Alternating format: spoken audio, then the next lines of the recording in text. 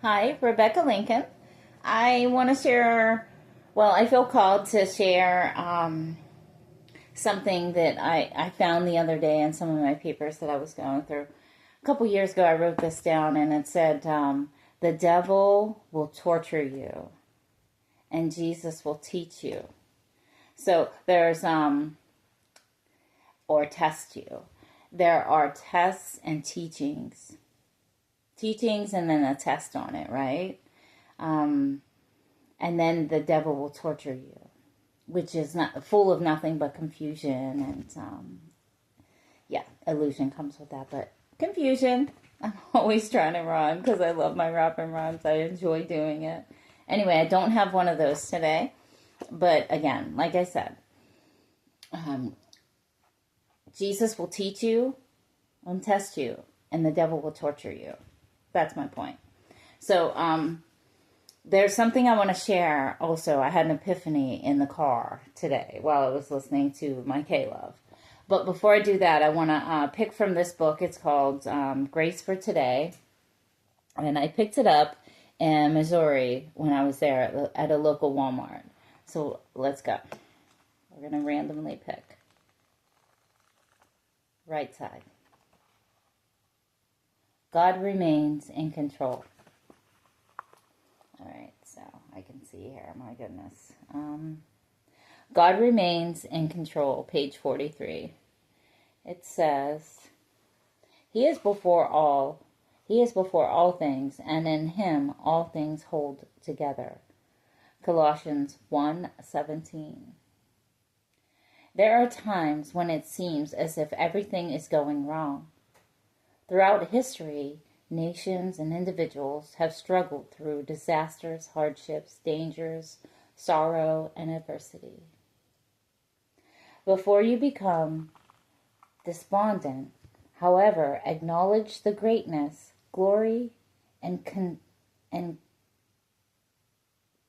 constancy of God, the consistency of God. He called the world into existence. He created man and has kept vigil over his creation, caring for us through the ages and sheltering us in every disastrous storm. He is the creator God who will never abandon his workmanship. Hold on to his promises. Place your entire trust in the living Christ, and through him you will survive all adversities. That's awful funny. Because it goes with exactly how I feel after I had this epiphany in my car today. So I went to donate some plasma, and on the way back, it's like an hour and 20 minutes, hour and a half drive back.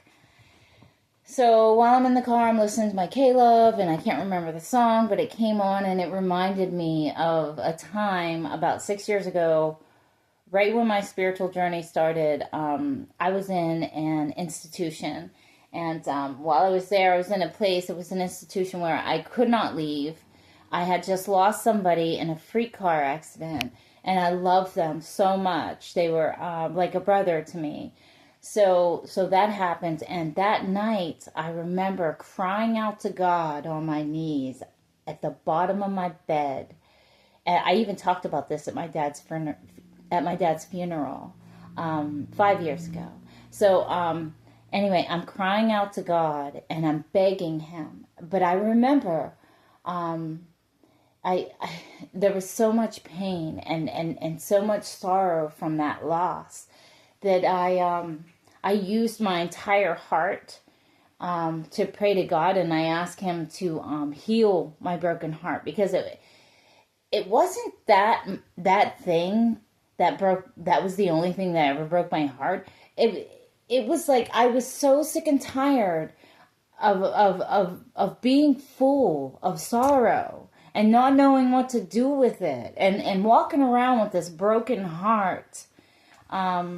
And I didn't know where to start, where to begin to even heal it. So I had this, what would you call it?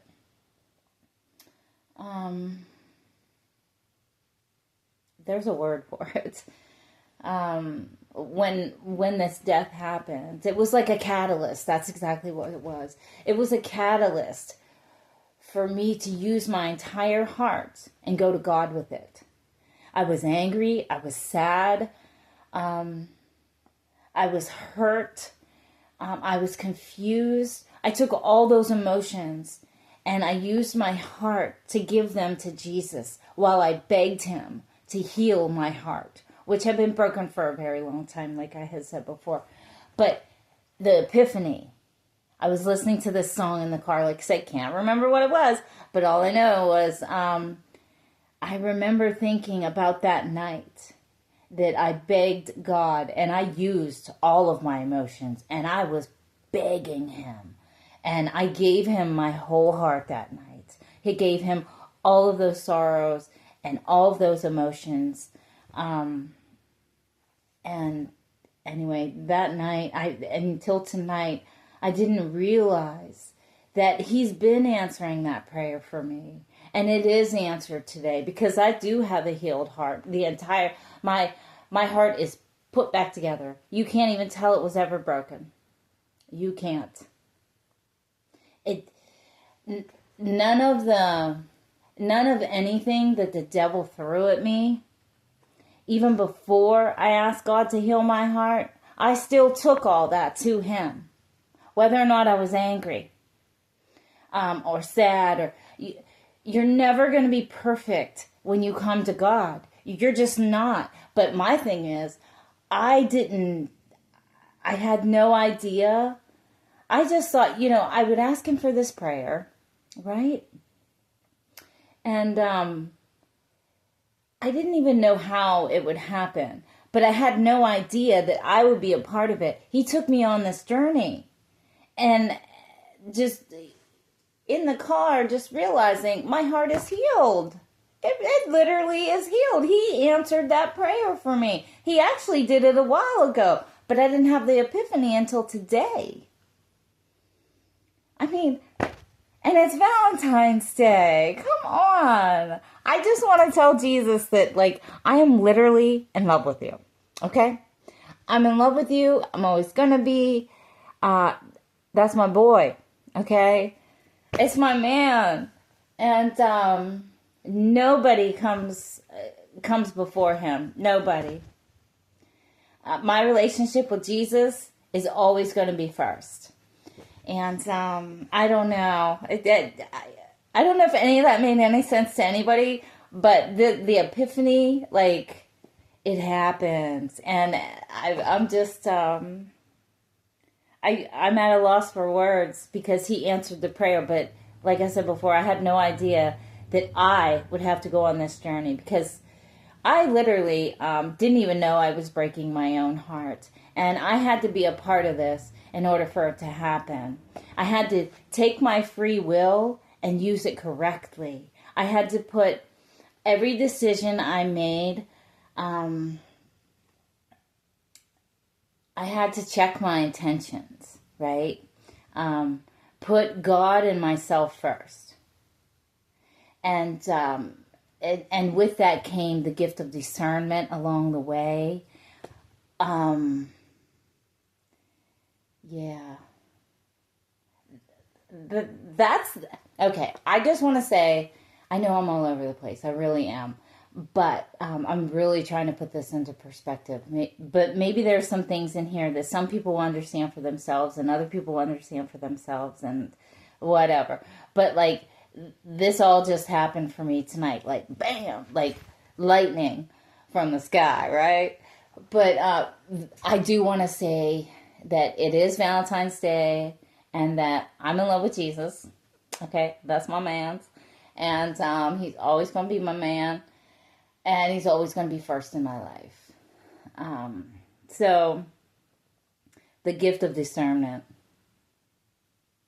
That's, I have many gifts, and I'm not going to talk about, too many of them, like any of them, actually, except for this one. That gift of discernment. And that intuition when it kicks in. I pay attention to my body, like I've talked about in other videos, your nervous system, get in check. Really. Get it in check. Meditate. Listen to that meditation video. Seriously. Start with the guided meditation. They help. They help teach you. And then pretty soon, like, all you're doing is, like, driving down the road and you're breathing. Just breathing helps, you know? And then you won't even need a guided meditation before long. Before long, like, you're guiding yourself and you're understanding, like, using that imagination, because your brain doesn't know the difference between what's real and what isn't. Just like I was tricking myself before and breaking my own heart in many different ways. By not listening to myself internally, by not listening to my body, and by not staying connected to God. Anyway, it's quite the journey, and I had my epiphany. But I had no idea that when I made that prayer, again, like I said, that I would be a big part of it. He was just teaching me along the way, but I had to pay attention. I had to listen for his subtle synchronicities, his subtle whispers. And they're all personal to everybody individually, because my story might be similar to someone else's, or an experience might be similar to someone else's, but I am an individual. They are an individual.